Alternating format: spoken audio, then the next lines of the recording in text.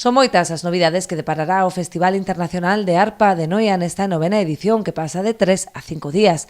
A Praza do Tapal será escenario dos concertos a cargo dos máis destacados artistas a nivel internacional, como o trío bretón Lune Blue, os irmáns Corbalán dende Paraguai, Saburna Stevenson ou o Cora Jazz Trío. Teremos tamén os hermanos Corbalán desde Paraguai, que bueno, eso sí que é algo que non te deixa, non pasa desapercibido.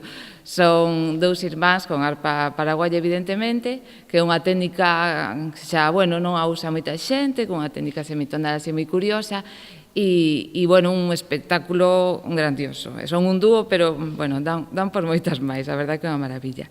Bueno, desde Escocia traemos a parte máis folk, máis tradicional, por chamarlo de alguma maneira, con Saburna Stevenson e Steve Ketley, que son arpa e jazz. Saburna Stevenson é un referente desde sempre. Aínda que os concertos de gran formato seguirán sendo no Tapal, destaca este ano a descentralización do festival, que por primeira vez ábrese a concellos limítrofes como Outes e a colaboración de iniciativa privada, con empresas como as Cabaniñas do Bosque ou a distribuidora digital de música Altafonte. Creo que a idea que parteu deles de poder salir de alguna forma do Concello de Noia a algúns concellos limítrofes, como poden ser a Outes, a través de colaboracións además privadas, que eu creo que é como os festivales poden crecer e dunha forma ordenada.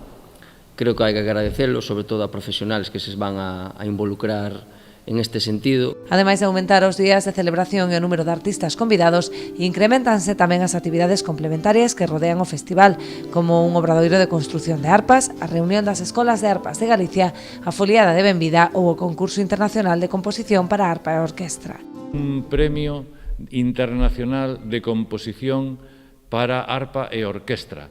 É un recurso que creamos este ano co apoio de Noia Turismo, que vai ser quen se encargue de levar adiante este proxecto. É un concurso internacional, vai ir a todo o mundo e temos o compromiso da Real Filarmonía de Galicia, da súa estrea en temporada e do seu director Paul Daniel. O festival será presentado tamén en Madrid, Braga e Porto no marco das colaboracións que ven mantendo a organización deste encontro, que xa traballa nun proxecto de creación da Rede Europea de Festivais de Arpa.